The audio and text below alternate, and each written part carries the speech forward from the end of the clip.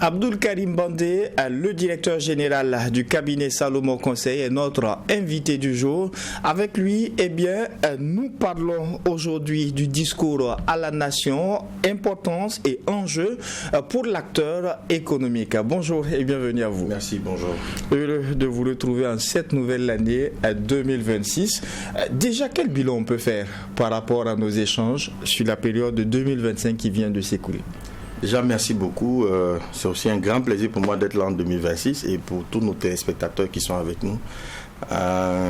Pourquoi déjà un bilan? Il faut retenir que ça a été pas mal de thèmes. C'est quand même 1 an pratiquement d'émission. C'est environ une 40aine de semaines de rencontres qui ont toutes été tenues déjà. Moi, c'est ce que je retiens. Beaucoup de retours, les gens nous font beaucoup de retours qui nous encouragent à continuer ce qu'on fait. Je vous dis que j'en reçois tout le temps. J'ai l'impression maintenant que je dois me cacher parce que partout où je vais, surtout quand tu as envie de faire un truc un peu décalé, ça devient compliqué.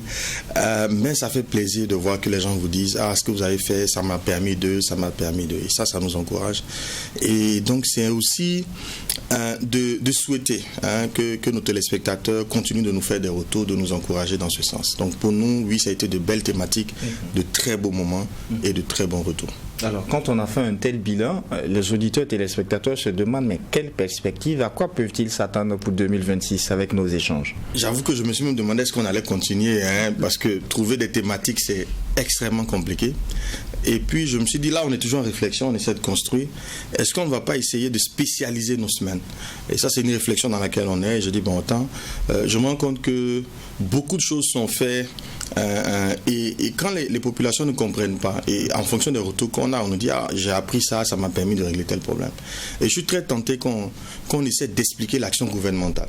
Quels sont les principes, les concepts qui soutiennent l'action gouvernementale? On va essayer de consacrer les premiers lundis du mois, à des problématiques de ce type-là. Et puis, un sujet qui me passionne beaucoup, parce que pour moi, il impacte énormément la société, c'est la famille. On essaiera de mettre les derniers lundis du mois, des thèmes autour de la famille. Et puis, au milieu, on verra qu'est-ce qu'on emmène. Mais c'est pas évident d'avoir des thématiques. C'est aussi d'encourager nos téléspectateurs à nous suggérer des thématiques. Peut-être qu'on trouvera un numéro de téléphone, un WhatsApp, ou même sur les pages, les différents canaux, qui nous envoient des questions, des problèmes qu'ils rencontrent et que nous, on travaillera à transformer en thématiques justement pour permettre au plus grand nombre d'en profiter. Donc voilà un peu ce que je peux dire. Et pour joindre l'acte à la parole, déjà nous sommes au premier lundi du mois de janvier et nous décidons de parler aujourd'hui du discours à la nation, son importance pour l'acteur économique. Pourquoi une telle thématique? Alors, on parle de discours à la nation. On a vu les semaines dernières qu'il fallait faire une retraite stratégique. Et lors de la retraite, on définit des objectifs. Le but de la retraite, c'est de faire un bilan, d'analyser et de définir des objectifs. Mais quand on prend les entités économiques, que ce soit un individu, vous êtes le premier gouvernant de votre propre vie, dès qu'on est adulte. Après, il y a la famille, il y a tout ce qui est social, association, église, mosquée et tout ça. Il y a des responsables, il y a des leaders, il y a des chefs, il y a des autorités. Quand on va au niveau des entreprises, on a des autorités. Quand on va au niveau de l'État, il y a des autorités. Mais dans toutes les entités économiques, dans la famille, c'est le chef, l'autorité qui donne l'orientation. Mais comme il y a des niveaux d'autorité, le niveau le plus élevé d'autorité dans une nation, c'est le chef de l'État. Et donc, les entités économiques qui sont en dessous devraient travailler à aligner leurs objectifs sur l'objectif global qui est celle de l'autorité des autorités. Parce que c'est vraiment le chef de l'État qui impulse la dynamique dans le pays. Si vos objectifs sont en contradiction avec les orientations que lui donne, il y aura des problèmes. Surtout que ce soit en tant qu'employé, des jeunes qui cherchent de l'emploi. Si vous allez dans un secteur qui n'est pas jugé prioritaire par le chef de l'État ou par le gouvernement, donc à travers lui le gouvernement, vous aurez des difficultés. Donc c'est extrêmement important de tenir compte de l'orientation que l'autorité donne. Et l'autorité des autorités, c'est les chefs de l'État dans un pays, dans n'importe quel pays. Et il faut donc travailler en tant qu'entité économique à aligner nos standards sur les standards au mieux de l'autorité. Est-ce qu'on peut faire référence par exemple au discours qui a été donné par le président du Faso au niveau du 31 décembre? Oui, pour moi c'est très fort. Il y a beaucoup d'éléments qui nous obligent, moi déjà, à réorienter mon approche. Et plusieurs acteurs économiques devraient prendre prendre en compte justement ce discours-là. Alors, l'avantage de nos échanges, c'est que tous les sujets, tous les exemples s'adaptent aussi à d'autres réalités. Est-ce qu'on peut adapter l'importance de ce bilan de la retraite stratégique, du discours aussi, aux réalités familiales, aux chefs de famille, aux chefs d'entreprise? Absolument, c'est le cas. Exactement. Ça veut dire que vous pensez que le chef de l'État est sorti comme ça pour prononcer ce discours? Non, il y a eu un bilan. Chaque ministère a fait un bilan, des points forts, des points faibles, des avancées. Il y a eu des évaluations de l'action gouvernementale. Il y a eu une retraite stratégique. Il y a eu des CACEM dans les différents ministères. Donc, qui sont des moments où ils se réunissent pour faire le bilan. Le même principe qui a été recommandé à l'individu est valable pour la famille, est valable pour l'entreprise, est valable pour l'église, pour la mosquée et est valable pour le gouvernement.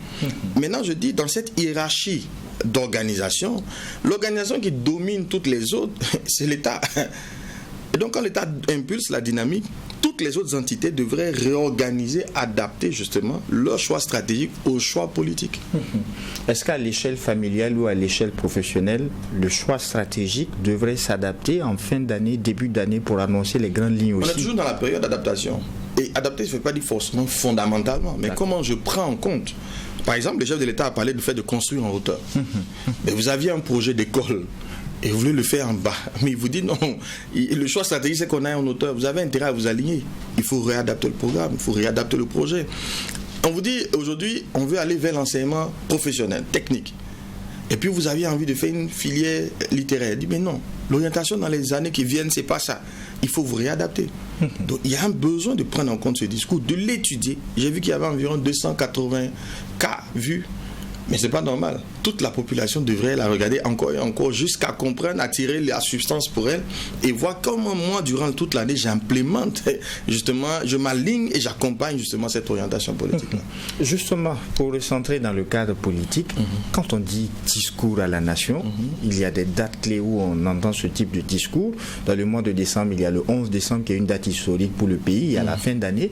C'est quoi le discours à la nation? C'est quoi il représente exactement? Alors c'est ce qui est vrai dans l'entreprise. Si vous allez dans toutes les mosquées, dans toutes les églises, le 31 décembre, le leader a tenu un discours. Il a donné une orientation. Vous allez dans l'église catholique, le pape a donné une orientation. Donc le discours politique, de la même manière, le discours à la nation du chef de l'État, il a fait le bilan. Donc il vient devant son peuple, et ce n'est pas que pour le Burkina, c'est vrai, il n'y a pas un président au monde qui ne tient pas un discours le 31 décembre, parce que c'est un outil de gouvernance. Il va venir, il va faire le bilan. Voilà en synthèse ce que nous avons fait durant l'année écoulée. Il donne les perspectives. Voilà là où nous voulons aller. À chacun de saisir ce discours-là et de s'aligner justement sur l'orientation qui est donnée. Parce que si on avance à l'aveugle, si on n'est pas en cohérence, parce qu'une nation, c'est une entité économique. Bien sûr. Et de la même manière que la famille, ou même encore, c'est plus vrai c'est plus perceptible dans les organisations, une entreprise a besoin que chaque département travaille en cohérence. Si la direction technique n'a rien à voir avec le DAF, la financière, n'a rien à voir avec le commercial, il n'y a pas d'interaction entre eux, mais l'entreprise n'aboutit nulle part. Donc au niveau des nations, c'est la même réalité. Il faudrait que toutes les entités travaillent en harmonie pour que la destination qu'on a prévue là, on puisse l'atteindre. C'est pour ça que vous allez voir que le bilan touche tous les aspects de l'économie. On parle du culturel, on parle de la dimension enseignement, la dimension agriculture. On parle de tout pour que toutes les composantes de la nation s'y retrouvent et que chacun sache qu'est-ce que j'ai à faire moi dans ce système-là pour non seulement contribuer au développement de mon pays, mais pour aussi que je puisse subvenir à mes besoins. Parce que si j'agis je navigue à vent contraire, ça ne marchera pas ni pour moi et je ne serai pas utile à ma nation. Le discours est ainsi fait à l'endroit de la population, à l'endroit des citoyens. Quelle devrait être l'attitude de ces derniers vis-à-vis d'un discours qui leur est adressé? C'est l'étudier, de tirer des leçons et de se poser la question surtout de mais comment j'accompagne, comment je me positionne. Vous savez que les hommes d'affaires vont le faire. Vous savez que les nations qui nous entourent vont étudier nos discours. Les puissances vont les étudier. Sur le plan diplomatique. Absolument, pour savoir où est-ce qu'on veut aller. Et c'est comme ça que les bailleurs de fonds vont arriver. C'est comme ça que des investisseurs vont venir d'ailleurs. Parce qu'ils vont prendre le temps de savoir, ok, on parle d'ici de transformation de l'agriculture.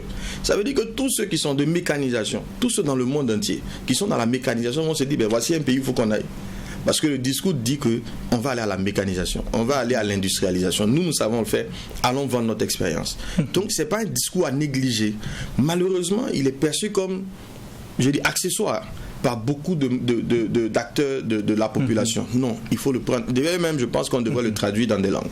Quand on parle du discours, la réalité aussi est que dans le contexte qui est le nôtre, le contexte africain, dans beaucoup de pays, le discours a longtemps été perçu comme un instrument politique à laquelle beaucoup n'y croyaient plus. À une certaine époque au Burkina, les gens comparaient les discours qui se ressemblaient au fil des moments, au fil des années. Finalement, quand on essaie de voir, est-ce que vous êtes d'avis avec ceux qui pensent que pendant longtemps le discours a paru être le même dans plusieurs pays, exemple au Burkina ici? Ouais. C'est même vrai dans les entreprises. Dans les entreprises, vous allez voir, on fait un plan stratégique et puis on le met au tiroir. Le DG vient, il réunit son personnel, il tient un discours sur le plan stratégique, sur l'orientation, les changements, mais après on fait la même chose. Et ça fait qu'effectivement, les discours sont décrédibilisés. Vous savez, l'action stratégique se mène dans le futur. Quand je dois conduire une politique ou une stratégie, ça n'existe pas. Ce n'est qu'une promesse que je fais en fait. On part d'une promesse. C'est pour ça que les campagnes politiques ont toujours été mal perçues, parce que c'est des promesses qu'on fait. Maintenant, après, comment on tient la promesse? Dès l'instant qu'on ne voit pas d'indicateurs, de jalons qui montrent que ceux qui sont censés conduire, exécuter la promesse sont crédibles, ben finalement on se dit, ben ça ne marche pas. Mais moi j'ai beaucoup d'espoir. Parce que je vois dans ce gouvernement-là, et je l'analyse techniquement. Il y a un livre qui s'appelle, ça a été développé, c'est un concept qui a été développé par Stephen Covey, qui est le fils de Stephen R. Covey, sur le pouvoir de la confiance. D'accord. Donc il a étudié qu'est-ce qui permet d'être crédible. Et il y a 4 éléments qui permettent d'être crédible. Je crois que ça va être l'objet d'une émission. Le premier élément, la crédibilité. On va dire d'une personne qu'elle est crédible lorsqu'elle est intègre. Ça veut dire quoi être intègre? Que ce que tu dis est égal à ce que tu fais. Tu traduis en acte concret. En acte concret. Alors moi je me demande, est-ce qu'on peut dire que ce gouvernement-là n'aligne pas le discours à la parole? L'action peut ne pas aboutir exactement comme on veut. Mais on sait que le discours et la parole sont quasiment simultanés. Ce n'est pas des promesses. Quelqu'un me disait, justement on avait un débat là-dessus, ah ben tu sais, est-ce qu'ils vont pouvoir faire la route Bobo-Ouaga? Et puis au fil de l'échange, il me dit, mais tiens, ce qui est particulier, c'est qu'on a déposé la première pierre et on a commencé en même temps. Pourtant, on a vu très souvent, on dépose la première pierre, puis c'est 3 ans plus tard qu'on va dire que les travaux commencent. Les populations de Fada ne diront pas le contraire. Exactement. Donc, on voit qu'il y a une association, il y a une très grande corrélation entre le discours et l'action. Ce qui est un signe pour moi très fort d'intégrité. Le deuxième élément, c'est l'intention. Lorsque l'intention de la personne, la personne qui veut être crédible, est portée sur elle-même, elle ne peut pas être crédible. Les intentions les plus puissantes sont celles qui prennent en compte les autres, celles qui mettent en avant l'autre, celles qui font en sorte que c'est l'intérêt de l'autre qui est privilégié, ou à défaut un intérêt égal à égal. Est-ce qu'on ne peut pas voir que des actions concrètes sont menées qui montrent qu'il y a quand même un intérêt pour les populations? Donc moi je pense qu'il y a le critère de l'intégrité. Ensuite, il y a le critère des capacités. Vous pouvez être intègre, vous pouvez avoir de très bonnes intentions, mais est-ce que vous avez les capacités de faire ce que vous dites que vous faites? Alors, il y a eu des promesses, en 3 ans, on a dit, ah ça, on ne peut pas faire ça au Burkina. Mais ça a été fait, quoi. Des choses qu'on a jugées impossibles ont été annoncées et faites. On dit, mais comment ils font pour trouver l'argent? Où ils trouvent? C'est vrai, on va dire c'est dur économiquement, mais au moins, on sent que les revenus vont là où il faut. Donc, on voit qu'il y a une capacité à faire ce qu'on dit. Et puis, enfin, le dernier critère, c'est les résultats. Donc, une personne intègre, c'est 4 variables. Une personne crédible, en qui on peut avoir confiance. Est-ce qu'elle est intègre? C'est la question à laquelle on va répondre. Est-ce qu'elle a de bonnes intentions? Est-ce qu'elle a les capacités de faire ce qu'elle dit? Et puis, enfin, est-ce qu'elle produit des résultats? Je pense que si on étudie ces 4 variables, même s'ils ne sont pas 100%, on peut espérer qu'il y a un haut niveau de crédibilité. Pour moi, vaut mieux quelqu'un dont la parole est égale à l'action, mais quand il parle, il faut l'écouter avec beaucoup d'attention. Voilà ce que je peux dire. Au-delà de l'exemple de la gouvernance politique, je le disais tantôt, l'importance, et ce qui est bien avec nos émissions, c'est qu'on l'adapte à toutes les réalités.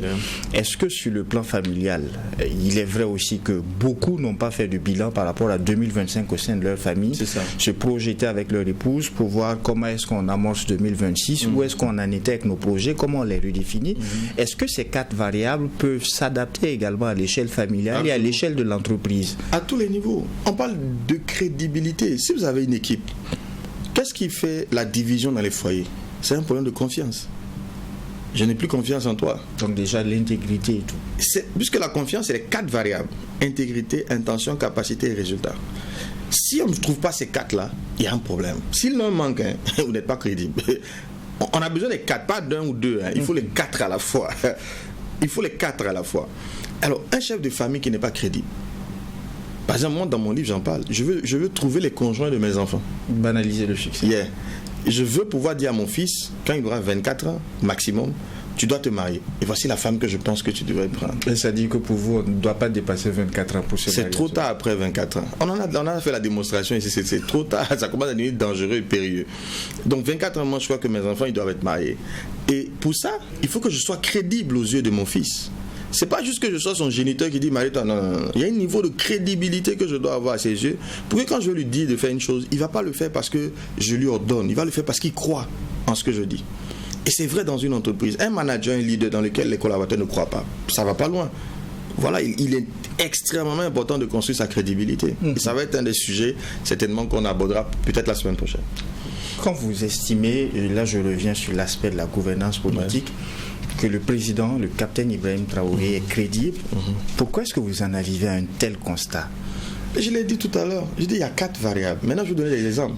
Moi je peux donner quelques exemples que moi je perçois. Allons-y sur les exemples. Quand il dit, j'ai dit lui et tout le gouvernement, dès l'instant que, je rappelle que le principe de la crédibilité, tel celui que je partage, celui auquel j'adhère, repose sur 4 variables. L'intégrité, qui veut dire ton discours et ton action se suivent. Il n'y a pas de... Vous voyez, un des personnages les plus crédibles, c'était Mahatma Gandhi. Une fois, on a posé la question au secrétaire de Mahatma Gandhi. Comment Mahatma Gandhi fait pour... C'est-à-dire quand il parle à des foules pendant des heures, comment il fait pour que les gens l'écoutent autant, sans papier? Et voilà la réponse qu'il donne, que son secrétaire a donnée. Il dit Mahatma Gandhi, ce qu'il pense, ce qu'il ressent, ce qu'il dit, ce qu'il fait, c'est la même chose. Il n'y a aucune dichotomie entre sa pensée, son ressenti, sa parole et son action. Mais il dit que la plupart des gens pensent une chose, ressentent une autre, disent autre chose et font autre chose. Ils sont en incohérence. Et vous allez voir que ce gouvernement est cohérent. On peut ne pas l'aimer. On peut ne pas aimer les décisions. Mais on ne peut pas remettre en cause la cohérence quand même. Il y a une cohérence dans l'action. Logique. Exact. Et pour moi, cette cohérence-là, c'est un facteur fondamental. Je préfère quelqu'un de cohérent qui est dans une mauvaise direction selon moi que quelqu'un d'incohérent qui est dans la bonne direction. Il ne fera rien. La cohérence qui est dans la bonne direction, elle va arriver à quelque chose. Mais l'incohérent qui est dans la mauvaise direction n'ira nulle part. C'est comme une armée de lions qui sera conduite par un mouton. On va les bouffer. D'accord? Mais si vous avez un lion qui conduit une armée de moutons, ils peuvent gagner.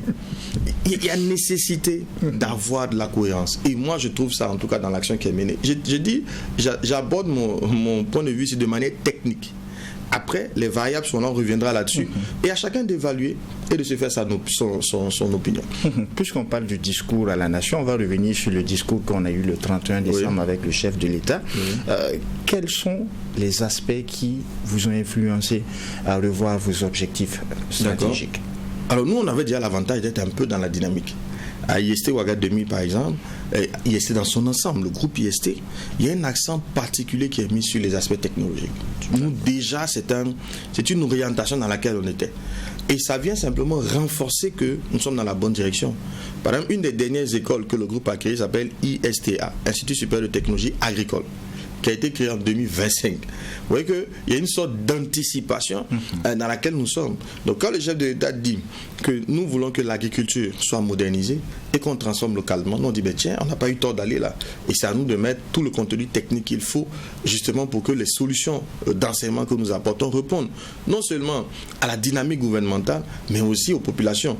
D'ailleurs, c'est pour ça que vous allez voir que dans l'ensemble du groupe, l'investissement en équipement, parce que déjà, nous, dans le livre, j'en parle d'ailleurs, nous sommes déjà dans la dynamique de dire qu'une formation qui est purement théorique ne sert à rien.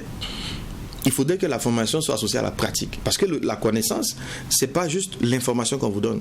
C'est l'information, c'est la sagesse et c'est l'intelligence. Et l'intelligence, c'est la capacité à appliquer ce qu'on apprend. Donc, quelqu'un qui se forme sans application, mais ça n'ira nulle part. Et on a des mécanismes qu'on avait déjà mis. On est renforcé dans cette idée-là. Et à nous encore de continuer à investir nos budgets en investissement, en équipement, en structure, mais à augmenter. tout l'effort va dans cette direction-là. Et j'ai dit qu'on est renforcé dans ce choix qu'on avait déjà fait. Est-ce que sur les aspects de construction en hauteur également, les aspects liés à l'Internet, connectivité et bibliothèques numériques et autres, est-ce que tout ça est pris en compte? C'est l'une de nos réflexions, parce que le CAMES demande aux écoles, par exemple, d'avoir des bibliothèques. Le ministère dit la même chose. Et justement, on a déjà une bibliothèque numérique chez nous. Mais effectivement, avec l'apport, quand vous entendez qu'on aura des comment ça s'appelle, des serveurs, donc ils vont permettre d'avoir du stockage énorme et que les jeunes burkinabés pourront avoir accès à des données, mais nous on dit c'est du pain béni, parce que justement c'est quelque chose qu'on essaie d'offrir déjà, et lorsque le gouvernement lui-même met ça à la disposition des apprenants, ben, tant mieux. Je prends par exemple un jeune qui apprend que, je prends le domaine des infrastructures. On dit qu'on va ouvrir des centres, on appelle ça des maisons, je n'ai pas retenu le terme, où les gens pourront venir, la digitalisation. Revenons sur la digitalisation. On dit qu'il y aura de la digitalisation au Burkina Faso, mais c'est déjà un cas. Les thèmes là, vous vous souvenez quand on dit qu'on n'a plus de thèmes physiques, comment passer à des thèmes numériques? Beaucoup ont dit bon, voilà des gars qui bavardent, mais c'est un fait, c'est pas un fait. Combien de services aujourd'hui des impôts sont dématérialisés? Ça veut dire qu'arrêtons de rêver, commençons à penser à construire des logiciels. Alors nous on organise chaque année des compétitions avec nos étudiants, justement pour leur donner du fait de la pratique. Mais on va réorienter nos compétitions en fonction du discours. Toute la semaine là, mais on va scruter le discours et voir qu'est-ce que nous allons faire qui vont nous permettre d'être alignés sur ce discours là. Voilà, par exemple, on faisait des hackathons, des compétitions en sécurité informatique. Peut-être que la compétition cette année c'est là de développer des logiciels, puisque le chef de l'État dit il veut que nos applications soient construites par des Burkinabés et que ces applications là demeurent au Burkina Faso, mais c'est un espace énorme qui est offert à tous les développeurs. Voilà, à chacun d'aller saisir ce discours là et de travailler et voir comment il s'aligne. Il est vrai que dans ce discours il y a plusieurs aspects, il y a des pans sur l'énergie, sur la mine, sur l'élevage et tout, mais j'ai envie de vous entendre sur un aspect, une information qui a été officiellement donnée par le président autour de ce discours-là, c'est l'atteinte à l'autosuffisance alimentaire. Pour moi, c'est une bonne nouvelle, mais ça doit inquiéter et emmener ceux qui sont dans l'importation, lui-même il a dit. Puisqu'on dit que ce discours, justement, le discours à la nation, la compréhension vis-à-vis de l'acteur économique. Exact. Et moi, si je suis un importateur, et je suis sûr que tous les importateurs n'ont pas bien dormi dans la nuit, parce que justement, il devrait plutôt être content de voir une atteinte à l'autosuffisance qui, bien sûr, sera au bénéfice de la population. Mais lui, il a un business à développer. Il a des charges, non, c'est sérieux. Il a des employés qu'il faut payer. Il y a des crédits à rembourser. Mais ça ne veut pas dire que c'est catastrophique. Mais ça veut dire qu'il faut changer de stratégie. Ça veut dire que l'importation doit commencer à diminuer et penser transformation locale. Parce que si je suis un gros importateur, j'ai dû faire des volumes d'affaires, j'ai dû avoir des marges sur plusieurs années, et je dois commencer à penser à transformer. Donc, il faut que mon modèle économique commence à s'adapter. Si je reste rigide en disant « Ah, moi j'importe, je continue à importer, de toute façon ça ne marchera pas », celui qui sera en train de penser à comment mettre une unité, par exemple vous importez de l'huile, dit ben, « Tiens, attends, ça ne va pas pouvoir se faire longtemps, comment je transforme l'huile localement, j'importais du savon, comment on le produit localement ?» Je commence à me poser d'autres questions par rapport à l'orientation. On dit qu'il y aura de l'accompagnement financier de l'État, il y aura des facilités. Des subventions. Exactement. Donc il faut se réadapter. Voilà. Est-ce que pour joindre l'acte à la parole aussi, l'industrialisation est un fait concret pour vous? Je ne vois même pas comment on peut se développer sans industrialisation. C'est impossible, c'est fondamental. C'est comme si tu as ton revenu.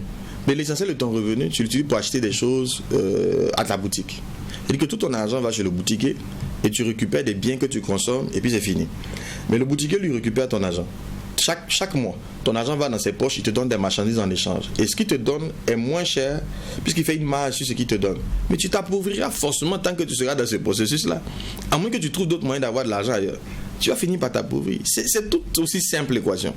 Plus on va produire nous-mêmes, plus on va transformer nos biens, plus notre économie va se tenir, des emplois vont être créés. On ne peut pas faire autrement. C'est même pas une invention, hein. C'est le principe. La différence ici, c'est l'audace d'y aller. Parce que pour y aller, il y a beaucoup de contraintes. Vous pensez que les pays en face ont envie que vous fassiez ça?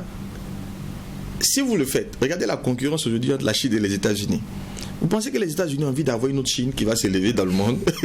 Et ne parlons même pas de l'Europe qui souffre énormément, dont l'économie est... Aujourd'hui, je crois que j'avais suivi des statistiques où on dit qu'un pays made in France est manufacturé en France à environ 20%. Un produit. Oui, c'est-à-dire que dans le processus de fabrication des biens, là, il est fait à 80% pratiquement en Chine. Et si on arrive à faire 20% dans son processus de transformation, en France, on dit qu'il est made in France. Parce que c'est même plus possible d'avoir un véritable produit made in France. Vous pensez que la France a envie d'avoir un autre pays qui va s'élever, surtout un pays africain, pour dire que nous, on produit et puis vous allez consommer? Ça veut dire que c'est la mort de leur économie. Donc c'est difficile d'aller dans cette direction. C'est extrêmement difficile. On a un coût d'énergie élevé. C'est-à-dire qu'il faut beaucoup d'investissement, il faut beaucoup de réflexion, il faut prendre du risque pour voir ces choses-là émerger. Mais c'est dur. C'est pour ça que beaucoup l'annoncent, mais n'y vont pas. Parce que c'est compliqué à faire. Il y a beaucoup d'argent à perdre. En même temps que tu vas perdre, en même temps que tu peux gagner. Quand on est déjà dans un confort, on n'a pas envie de prendre de risques. Un autre aspect que je tire justement de ce discours, toujours à la nation, du chef de l'État, et là ce sera au profit de la jeunesse qui nous suit, qui nous écoute, c'est l'aspect ressources humaines. Pour beaucoup, ils sont en attente du mois de juin, juillet, septembre prochain, 2026, pour l'organisation des concours de la fonction publique, espérer y entrer. Pour vous, quel pourrait être le message à ce jeune qui a entendu ce message? Quelle pourrait être sa lecture pour se conformer en termes d'employabilité? Alors déjà, il faut retenir que dans les ressources humaines, c'est un domaine qui emploie peu dans le privé. Il y a énormément de jeunes diplômés en ressources humaines qui sont au chômage. Et c'est simple à expliquer. Quand vous prenez une PME, la plupart des PME n'ont pas de RH. C'est les multinationales qui ont des RH. Il y a combien de multinationales au Burkina? Et quand vous prenez les grosses entreprises même qui ont 400, 500 employés, il y a un seul directeur des ressources humaines. S'ils sont trop dans le département, ils sont 3. Ces 3 là, sur 400 employés, il n'y a que 3 gars au RH. Vous voyez comment la proportion est faible. Non seulement le nombre d'entreprises capables d'absorber des RH est faible, et à l'intérieur d'une entreprise capable d'absorber des RH, il n'y aura pas plus de 3, maxi 5. Vous risquez d'inquiéter ceux qui sont en ressources humaines en termes d'études. Oui, justement, je décourage d'aller en ressources humaines en première année, deuxième année. Pour moi, il faut aller en ressources humaines en master. Tu fais une licence et tu te spécialises en ressources humaines parce que c'est un diplôme qui n'est pas employable dans le fond. Il n'y a pas de besoin en réalité. Vous voyez, c'est l'avidité. Vraiment, je le dis. Les écoles, à un moment donné, pensent plus business que utilité. Donc, parce que les jeunes demandent une filière, on ouvre la filière. Non, il faut leur expliquer que faire cette filière ne va pas être opportun pour eux. Ce que fait un RH, un DAF le fait. Quand c'est minimum, si c'est juste calculer des salaires et autres, mais le DAF, le financier, le fait quoi. On n'a pas besoin d'un spécialiste en RH pour juste calculer des salaires. Il faut que la taille du personnel, quand le personnel n'est pas élevé, chaque directeur manage son équipe. C'est quand l'équipe devient trop élevée qu'il faut un gars vraiment en ressources humaines pour gérer les carrières, etc. etc. Mais il n'y en a pas beaucoup. Voilà. Alors que l'annonce du chef de l'État donne une opportunité à tous ceux qui sont en ressources humaines. De dire, attention, on a dit dans tous les villages, dans tous les chefs-lieux, il y aura un centre, ou du moins il y aura des équipes de ressources humaines pour justement suivre comment on appelle ça, le travail des fonctionnaires. Mais c'est une opportunité. Maintenant, tu ne vas pas être recruté par un diplôme. Tu vas être recruté parce que tu vas passer des tests. Donc commence à réviser tes cours sérieusement, quoi.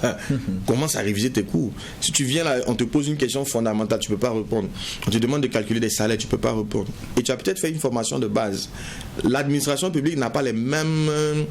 Il y a des subtilités qui sont propres à l'administration publique qui ne sont pas valables dans le privé. Il faut donc commencer à te renseigner là-dessus. Qu'est-ce que le public demande que le privé n'a pas? Si tu as fait des stages essentiellement dans le privé, pour te préparer à augmenter tes chances d'être retenu. Abdoul Karim Bandeh, quel pourrait être votre mot de fin en ce premier numéro de l'année 2026 à l'endroit de nos auditeurs et téléspectateurs? C'est de souhaiter encore une bonne année à tous nos téléspectateurs. 2026 sera une très bonne année. Moi, j'ai foi qu'on ira au sommet et que la santé sera notre partage et surtout qu'on va contenir, réduire, éliminer la menace terroriste qui plane sur nos vies et que le Burkina Faso sera dans une paix et un modèle en Afrique de l'Ouest et dans le monde. En tout cas, merci à vous. Merci pour cette consécration à ce temps d'antenne auquel vous accordez beaucoup d'importance. Durant toute une année 2025, vous avez brillé par votre présence ici sur ce plateau. Merci à vous, l'ensemble de la direction, de l'équipe technique. Tous vous disent merci.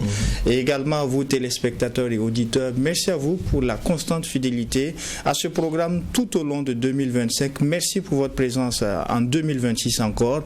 Et en attendant de vous retrouver, Dieu voulant, pour un prochain numéro. Non seulement portez-vous bien, aussi et surtout que Dieu bénisse le Burkina. Et n'oubliez pas, les premiers lundis du mois seront consacrés à une thématique en lien avec la gouvernance et le dernier lundi du mois sera consacré à une thématique en lien avec nos familles. Merci et à très bientôt.